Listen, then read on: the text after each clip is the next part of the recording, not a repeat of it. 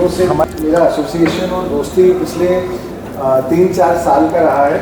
हम लोग एक peer to peer cross learning group में हैं साथ में, जहाँ हम हर महीने एक बार मिलते हैं और हम लोग हमारी बिजनेस की जो लर्निंग्स हैं वो शेयर करते हैं, बिजनेस की बेस्ट प्रैक्टिसेस शेयर करते हैं, एक दूसरे के बिजनेस की प्रॉब्लम्स शेयर करते हैं। और जो हमारे ग्रुप के दूसरे लोग हैं वो लोग एक दूसरे की प्रॉब्लम्स को बहुत खुल के इस बहुत निष्पक्ष और अच्छे तरीके से आपको उसको सोल्यूशन देते हैं, एटलीस्ट देने की कोशिश करते हैं, एक शुभचिंतक जैसे, एक दोस्त जैसे। सो ऐसा हमारा एसोसिएशन है and I am very happy that they are here with us today. So I have a few questions from my personal experience of your journey and your contribution to your business. So I'll just the first question will be for Milad. This is a very personal question. So business या print से इसका बहुत ज़्यादा लेना देना नहीं है, but so describe the power of sharing and how it has benefited your journey as an entrepreneur and Printstop also. जो आयुष जिस एसोसिएशन की बात कर रहा है, जिसमें हम सारे इकट्ठा साथ में हैं, उसका नाम है STB। STB का मतलब है शेयर टू बेनिफिट। मैं अराउंड 16-17 साल से वो ग्रुप में हूँ और ओवर द इयर्स अलग अलग मेंबर्स ज्वाइन होते आए हैं और मेरी 10 साल लीड भी किया है उसने STB। सो मेरी सोच अबाउट शेयरिंग काफ़ी हद तक STB की वजह से शेप अप हुई है। हमारे previous generation, while my father was not in the printing business, but वो जनरेशन में काफ़ी कुछ ऐसा था कि भाई मेरा बिजनेस मुझे छुपा के रखना है, किसी और को बताएंगे तो फिर मेरी बिजनेस सीक्रेट्स बाहर हो जाएगी। एंड वो जमाने में वो सही भी था, पॉसिबली बिकॉज वो था, बट हमारे बाय द टाइम हमने शुरू किया तभी हमको लगा कि जितना शेयर करेंगे उतना ज्यादा हम भी सीखेंगे और उतना ज्यादा बाजू वाला भी हमको सिखाएगा। So it has been a very fruitful journey I would say. And जब भी मैं भी STB में इंडक्ट हुआ था तो एक स्टोरी कही गई थी कि लेट्स से किसान है, वो किसान अगर जो सो रहा था उठ जाएगा। इसका यहाँ कुछ हो गया। सो अगर एक किसान उसकी बहुत अच्छी सीड्स, फसल जो भी है, if he uses the best and he shares it with everybody else, then overall वो एरिया, रीजन का सब सफल और बेटर होगा। सो मुझे काफी कुछ हद तक प्रिंटस्टॉप के बारे में भी यही रहा है कि जितना भी, आई थिंक जब भी हमने ये सब शुरू किया था, it was almost impossible to ask a fellow printer कि हम आपके यूनिट में आएंगे, मेरे यूनिट में आके मेरे कस्टमर देखेगा, मेरा प्रोसेस देखेगा, तो ये ऑलमोस्ट इम्पॉसिबल था। बट हम, I can tell you that हम जितने भी companies as part of this है ना, हम नॉट ओनली हर एक के यूनिट्स में जाते हैं, हम हमारा एनुअल फाइनेंशियल से लेके ऊपर से नीचे एवरीथिंग शेयर करते हैं एक दूसरे के साथ, फ्रॉम द एंगल दैट हमको बेनिफिट होगा। आप जितना दोगे उससे ज्यादा आपको वापस मिलेगा। So that is the end it has benefited me in my personal life, in my company, everywhere. ये बहुत शुगर कोट करके उसने बोला है, हम एक दूसरे को जीना हराम करते हैं जब वो हम लोग प्लानिंग करते हैं, because ultimately we treat each other as our board of directors. तो अगर मैं आयुष उसका प्लान प्रेजेंट कर रहा है और मैं उसको सब अच्छा बोलूंगा तो उसको कुछ वैल्यू नहीं मिलेगा। I have to tell him what he has to focus on, and I think that is what Milap is trying to say, that that's what you focus on. So we'll come to the AOPs. Yeah. आगे के question है तो उसमें, and you will be the one who answers that. इसका favourite topic है। My next question is to Manu. So जब आप और नमन डिस्कशन कर रहे थे तो लास्ट क्वेश्चन जो नमन ने पूछा था वो मुझे ऐसा लगा थोड़ा सा रशियन हो गया आंसर में। So I will reframe that question to you. So हमने इस फोरम में और 3-4 साल के एसोसिएशन में मैंने हमेशा नोटिस करा है कि Manu has a very very good ability कि जो अपने सामने 40-50 प्रॉब्लम्स हैं या अपॉर्चुनिटीज हैं अपना समय और एनर्जी देने की, उसमें ही picks out something which is very very simple, but जिससे धंधा सबसे ज्यादा बढ़ता है, which is very very business mind. तो I want to understand from you on this forum कि हाउ डू यू पिक, जो ये 20-25 प्रॉब्लम रोज आती है अपने टेबल पे, उसमें से हाउ डू यू पिक कि कौन सी मनु चौधरी करेगा और कौन सी दूसरे करेंगे?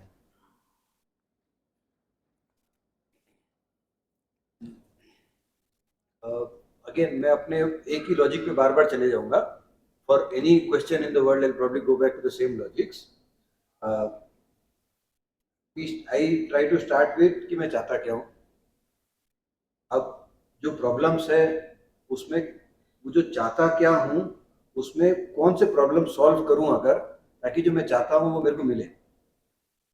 That is the way to connect कि which problem I should choose.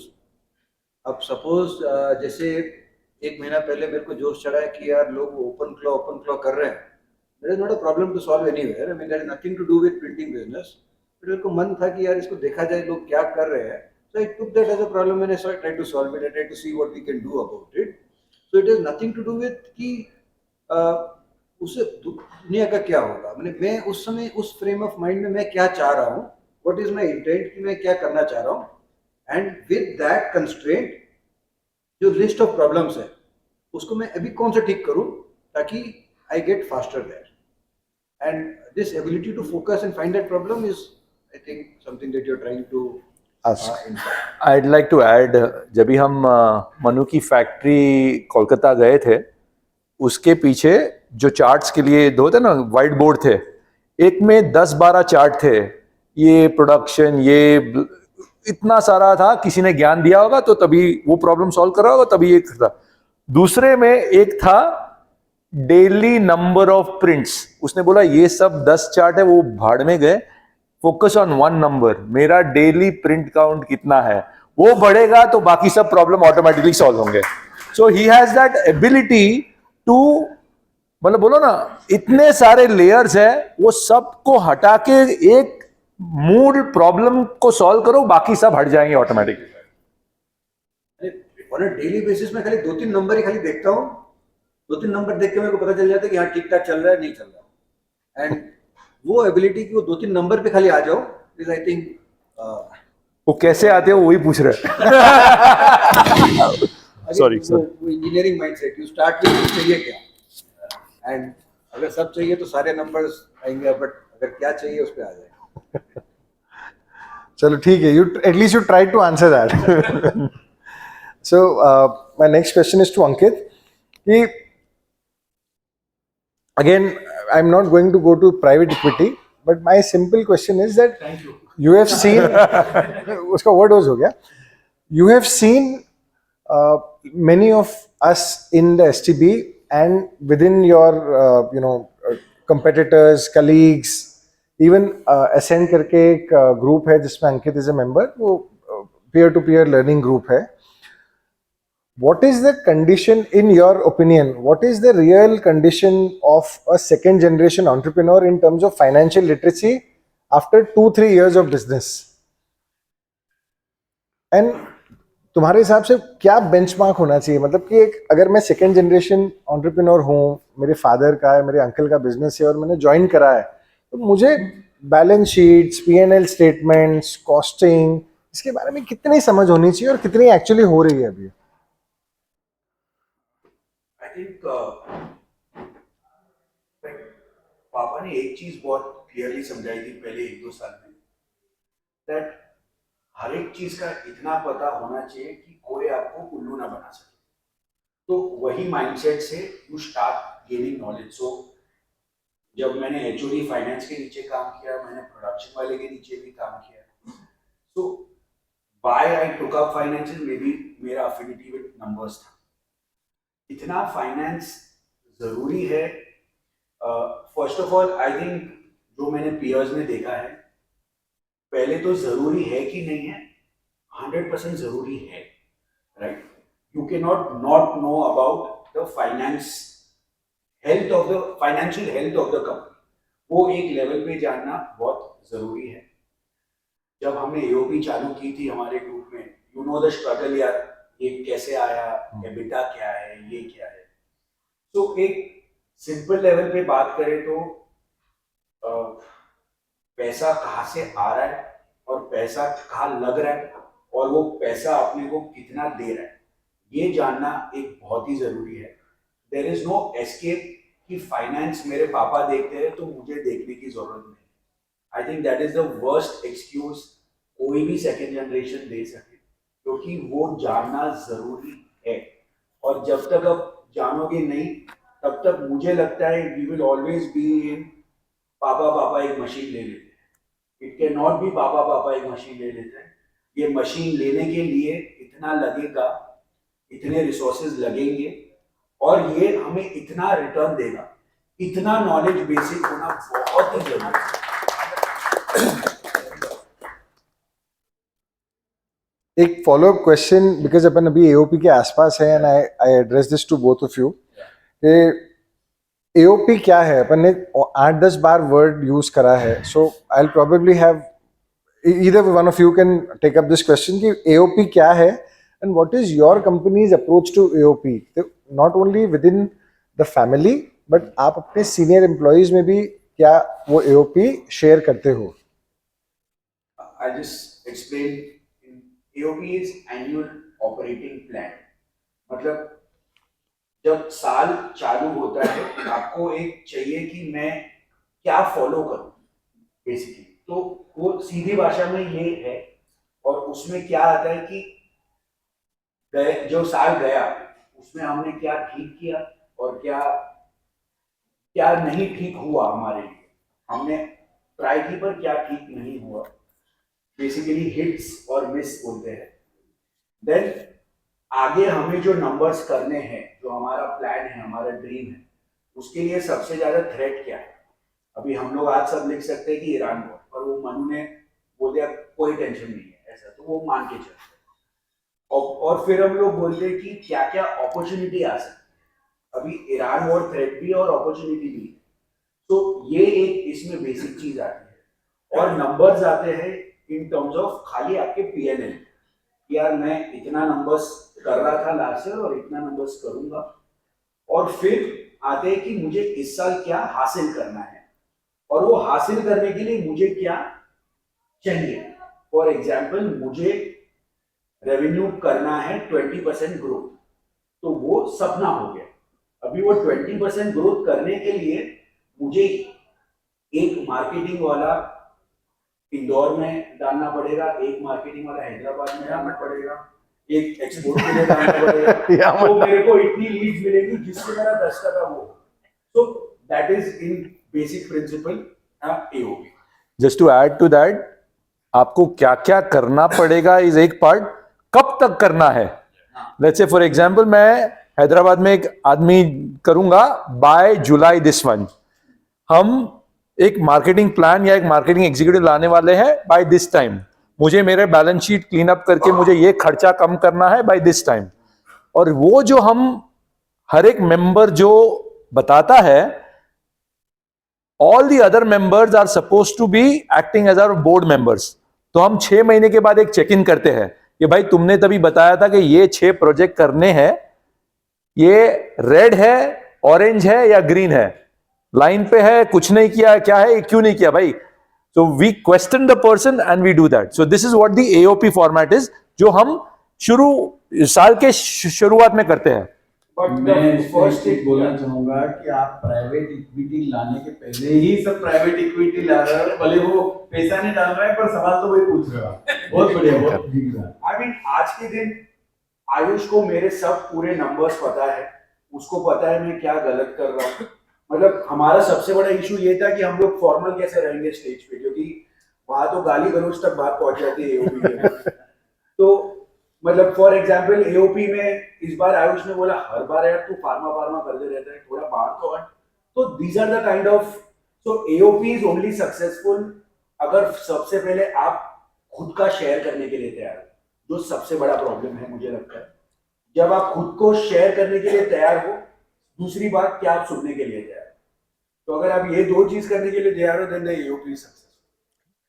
So now AOP is again something जो मैंने इस ग्रुप के एसोसिएशन के साथ में सीखा, एंड मुझे ये समझ में आया कि हम इंदौर में बहुत सारे अपने प्रिंट बिजनेसेस हैं, वो फैमिली पार्टनरशिप्स हैं, जहाँ दो भाई, उनके बच्चे, मल्टी जनरेशनल लोग एक साथ काम कर रहे हैं। अक्सर सेकेंड जनरेशन को ये महसूस होता है कि यार मुझे कोई डिसीजन नहीं लेने जाता, मैं कोई डिसीजन नहीं ले पा रहा हूँ, या मेरी कहीं सुनवाई नहीं हो रही। तो एओपी एक ऐसी एक्टिविटी है जो अपन अपने घर में भी कर सकते हैं, जहाँ सब फैमिली पार्टनर्स जो हैं वो मिलके ये डिसाइड कर सकते हैं कि अपने को इस साल कितनी ग्रोथ करनी है, वो ग्रोथ करने के लिए अपने को क्या क्या एक्शन लेने हैं, कितने कस्टमर कन्वर्ट करने हैं, कौन सी मशीनें लगानी है, कौन से खर्चे कम करने हैं। उससे सब फैमिली मेम्बर्स की अपनी अपनी रिस्पॉन्सिबिलिटी और अपने अपने टारगेट सेट हो जाते हैं। तो फैमिली में अक्रॉस जनरेशन किसी चीज़ को आगे रखना, कोई टारगेट को पूरा करके उसका दायित्व लेना, वो चीज़ थोड़ी आसान हो जाती है। That was the objective of bringing up AOP. तो this is just something that we wanted to share. To answer your second question about relevance to our companies, कैसे करते हैं, if you want me to cover that. Ji, that was my next question कि आप लोग, because मिलाप print stop में he is leading a family partnership. He has already shared कि मिलाप, सिद्धि और प्रतीक, ये लोग 3 फैमिली मेंबर्स हैं जो इक्वल पार्टनर्स हैं कंपनी में। तो आप लोग किस तरीके से? He introduced us to AOP. Yes. So हम ये AOP तो अराउंड 8-10 साल से करते आ रहे हैं। इवन बिफोर एसटीबी में प्रेजेंट होता है, हमारे हर एक डिवीजन उनका सालाना प्लान बनाते हैं, वो पूरा कंबाइन होके कंपनी का स्ट्रेटेजिक प्लान बनता है, जो हम डिसाइड करके, एंड हमारी क्वार्टरली रिव्यू मीट्स होती है कि भाई जस्ट लाइक मैं कंपनी लेवल चीज एसटीबी में लाता हूं, हर एक डिपार्टमेंट उनको क्या क्या करना है वो साल में लेके आते हैं, और जो हम क्वार्टरली रिव्यू करते हैं। एंड टू टॉक अबाउट कितनी ट्रांसपेरेंसी है, हम हमारे कंपनी में क्वार्टरली एक टाउन हॉल रखते हैं जहां एवरी एम्प्लॉई आता है। मेरे वहां जो चपरासी है, to the head of department को हमारा टॉप लाइन, हमारा प्रॉफिट, हमारा लॉस, हमारी हर एक चीज सबको पता है।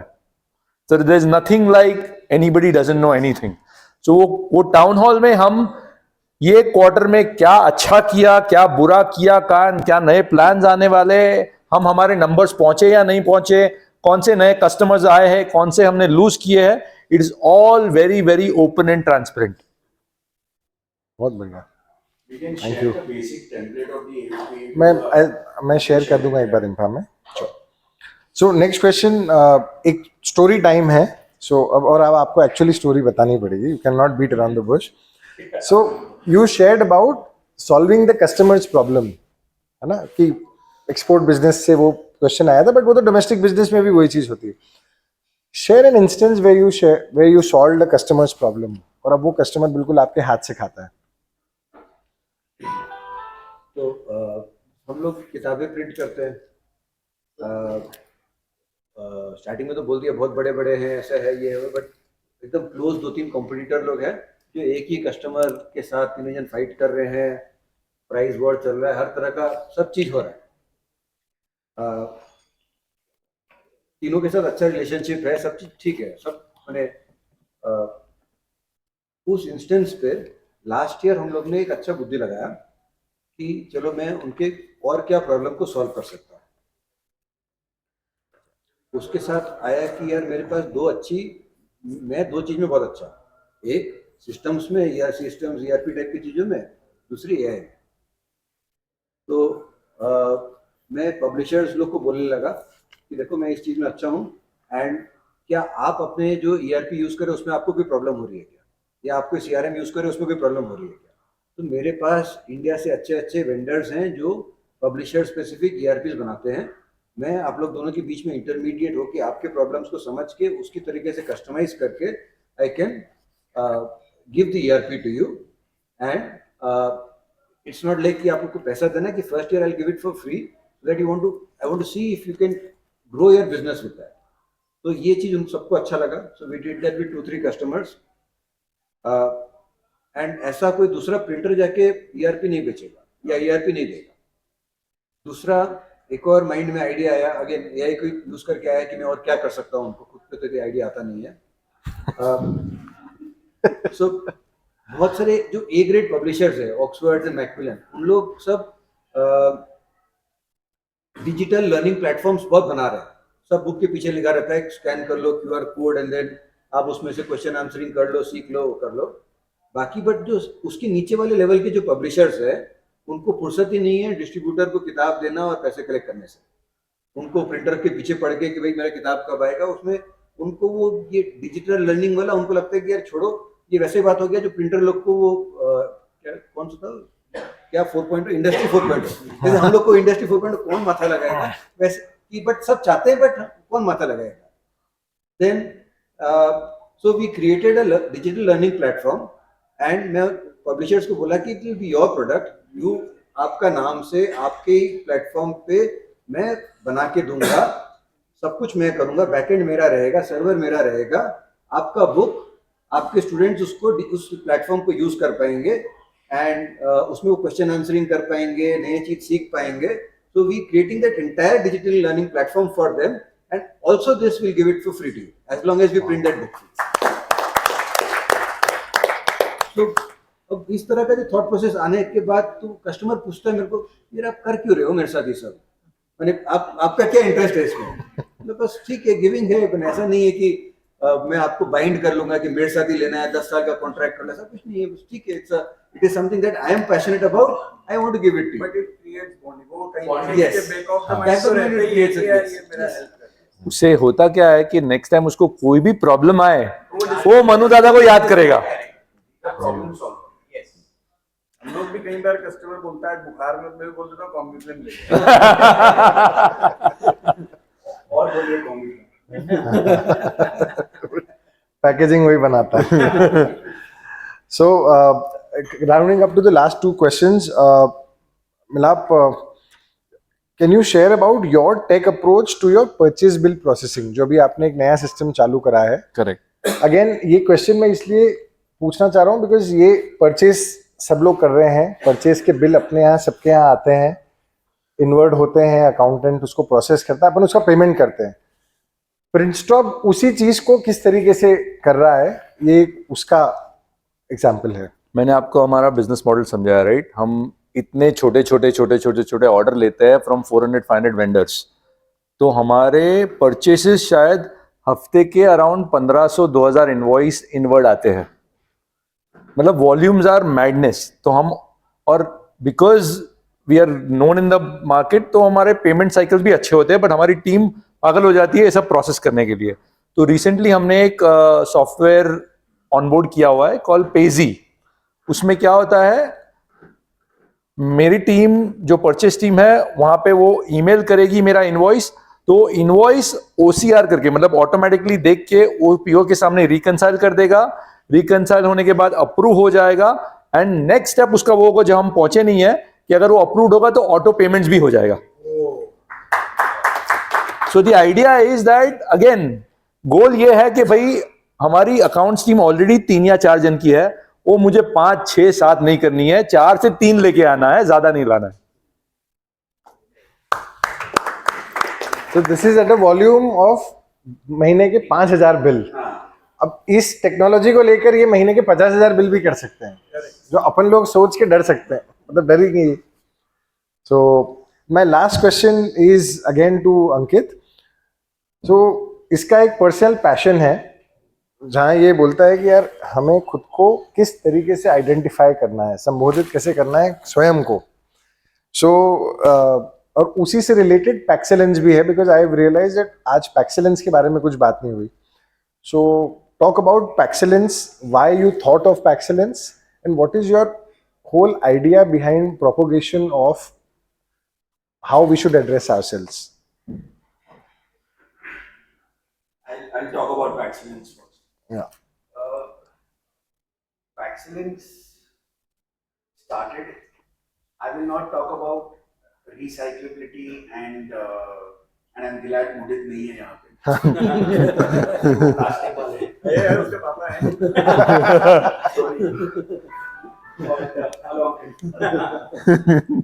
But Paxellence was started, so we are, as I said, predominantly farm. You can't scale in pharma, and you are the biggest advocate for that, who's been pushing me. You can't scale in pharma beyond a certain level. तो भाई जाना तो है FMCG, food, beverage. You want to get into these sectors, but then how do I compete with a Vijayshri when Vijayshri is already into food since the past 20 years? Or how do I compete with a X, with a Y who are already in these sectors? तो क्या नया ला सकते? अभी एक है कि completely नया नहीं, पर जो ग्लोबली चल रहा हो और इंडिया में उसका पेनिट्रेशन बहुत लो हो, विद द होप कि अपना पॉपुलेशन उसको अडेप्ट करेगा ही कल। So Paxillence was started to introduce something called Gable Top. Gable Top ये पेट बॉटल और टेट्रा पैक के एकदम बीच में बैठ जाता है। So in terms of number of layers, it is lesser than Tetra Pak. I wouldn't call it more recyclable or more biodegradable. But the purpose which we have started is that 94% of beverages in this country are sold in PET. We want to take 15% of that market share. And we want to reduce plastic consumption. In our packaging, plastic consumption reduces by 75%. When that is there, it is not about which is better than what, but which is the lesser evil. So हम लोग lesser evil, more towards sustainability, better carbon footprints. So it is started with the dream to reduce carbon footprint. और जो globally acceptable Gable Top का market है, that is almost close to $200-220 billion. India में वो 100 करोड़ का market है, तो हमें चाहिए कि वो 100 करोड़ 1000 करोड़ बने, 1500 करोड़ बने, and that will only happen when people, and every listed company in this country has a plastic reduction target. So we are betting on that. That is Paxillence. And now to your final, what is that exactly? converter या solution provider? Print So solution. I feel ये हम लोग एक pledge लेते हैं आज. I think if we can just put our hand up, just everyone, एक खाली आप हाथ ऊपर कीजिए. आज से कोई भी अपने आप को कन्वर्टर नहीं बताएगा. We all are solution providers. तो ये मैं बहुत ही वोकली बोलता हूँ. खुद को डिमीन मत कीजिए. कन्वर्टर जो ये होता है, जो खाली एक कन्वर्टर और ट्रेडर के बीच में मुझे फर्क तो नहीं दिखता बिल्कुल. हम लोग एक शीट ऑफ पेपर को कार्टन बना रहे हैं, चेंज ऑफ फॉर्म है, केजी की चीज लेके पर पीस में बेच रहे हैं और खुद को खाली कन्वर्टर बोला है. We are solution providers. If we are in packaging, let's call ourselves packaging solution providers. If we are tech, please call tech service providers, print solution providers, but please don't use the word converters. I think ये मेरी humble request है, और अगर ये सब ने कर दिया तो हमारी ये ट्रिप सक्सेसफुल होगी. तो बस यही है, let's respect ourselves, and the more we tell our customers that we, like how Manu spoke, how he's adding a layer, how he's adding tech based, adding customer service, we have to change their mindset कि ये converter नहीं है, ये actually आके value add कर रहा है. I think it will start with personal brand. So request है मेरी, please इसको follow. Thank you. Thank you very much everyone. मैं थोड़ा सा ये वोट ऑफ थैंक्स को बहुत शॉर्ट में करना चाहूँगा, because time doesn't allow us to extend it. 10 बज गए, सब लोगों को भूख भी लग रही होगी. तो मेरी इच्छा है कि सारे बोर्ड मेंबर्स एक बार पहले यहाँ आ जाएं, और मैं तीनों अपने गेस्ट का एक बार जोरदार तालियां हो जाए. अच्छा नाम बोर्ड मेंबर एक बार